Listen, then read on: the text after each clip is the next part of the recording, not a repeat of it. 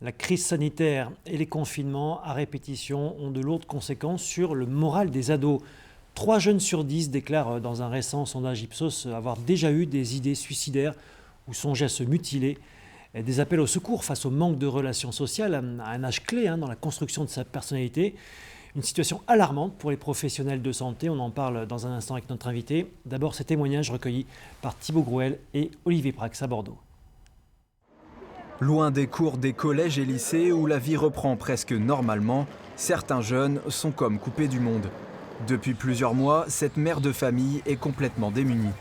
Point commun entre son aîné de 19 ans et sa cadette de 11 ans, un profond mal-être lié à une rupture des relations sociales avec des comportements qui en disent long.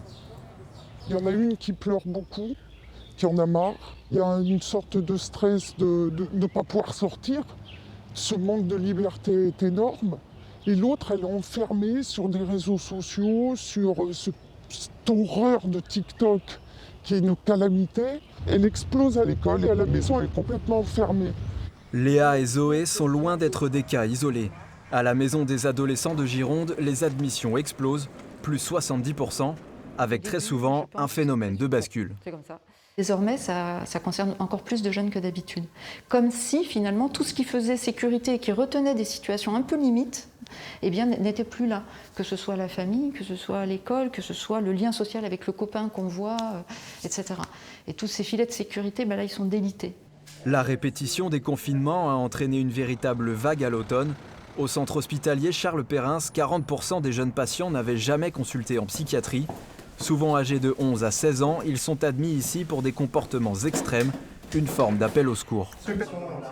On voit de très jeunes adolescents qui ont en commun d'avoir des problématiques de troubles émotionnels, dépression, anxiété, d'avoir souvent des gestes auto-agressifs de type scarification, de type tentative de suicide et parfois extrêmement sévères. Les professionnels sont formels, la pandémie et ses restrictions sont responsables de cette détresse. Le pôle jeune de Charles Perrins est débordé.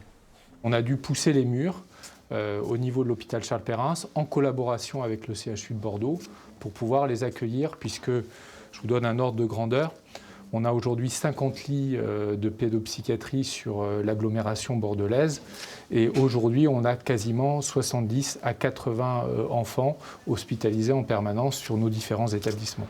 Le gouvernement lance à la mi-mai un forfait psy pour 400 000 jeunes partout en France, insuffisant selon les spécialistes qui craignent une véritable bombe à retardement pour leur santé mentale.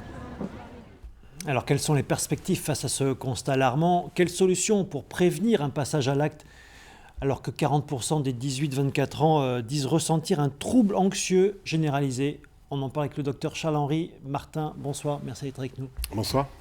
Psychiatre référent aux urgences médico-psychologiques au centre hospitalier Charles Perrins à Bordeaux. C'est du jamais vu, cette situation du nombre de passages à l'acte? Alors c'est totalement inédit, ça n'a jamais été vu par tous les praticiens hospitaliers.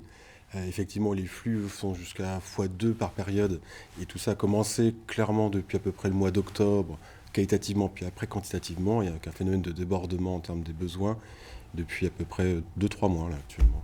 Alors pour les parents qui nous regardent, de quelle manière ce mal-être se manifeste chez un jeune? Alors voilà, il y a vraiment deux champs. Il y a le champ de la souffrance personnelle et de l'identifier soi-même, et puis il y a le champ de l'entourage. Pour ce qui est de l'entourage, clairement, ce qui signe le trouble, c'est essentiellement la rupture de fonctionnement. Que ce soit la perte d'intérêt, que ce soit les troubles du sommeil, que ce soit le manque de plaisir, le repli, les pleurs, et la durabilité dans le temps, avec un retentissement sur le plan des interactions interpersonnelles ou dans le fonctionnement scolaire, doit être l'indicateur principal d'un recours à un avis spécialisé. Donc là, les signaux passent au orange. Et comment éviter le passage à l'acte, ou le prévenir en tout cas? Alors je crois que le plus important, c'est surtout l'entourage par la famille, la qualité du lien. On parlait tout à l'heure dans les différents témoignages de l'isolement, de la précarité aussi qu'il faut quand même signaler. Donc comment le prévenir? Je pense que le fait d'être au plus près de son jeune et puis de se tenir au courant des indicateurs généraux de fonctionnement et d'état d'être, si on rentre dans le rouge ou dans l'orange, et va faire appel à une consultation spécialisée, qu'elle soit déjà téléphonique pour une préorientation ou qu'elle soit dans un service dédié.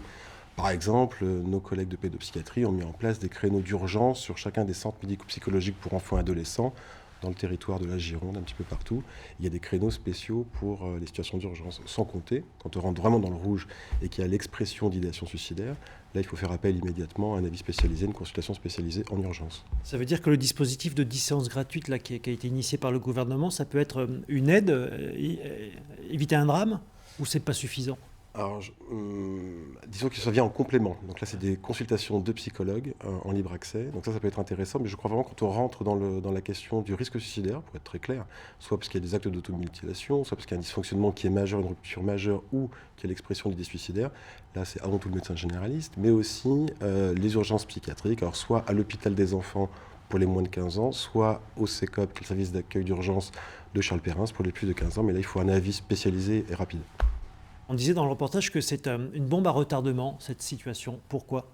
Alors pourquoi ? Parce qu'en fait, c'est une crise dans la crise. C'est-à-dire que ce qui a pu être observé dans d'autres situations épidémiques, mais qui n'étaient pas des épidémies pandémiques mondiales, c'est qu'il y a un effet différé sur l'effet psychique et en termes de santé santé mentale de la population, qui est différé. C'est-à-dire que le stress chronique, l'incertitude, l'anxiété créent des perturbations dans l'anxiété et fait le lien des troubles. Et donc il y a un effet différé, ce qui a été observé dans les études, c'est en gros entre 10 mois et 30 mois d'effet sur le mental au niveau populationnel, c'est-à-dire entre 1 an et 3 ans. Donc c'est vrai que là, on a une augmentation du niveau des besoins et cet effet va être durable bien au-delà de si l'on devait sortir de la situation critique dans quelques mois. Merci Dr Charles-Henri Martin.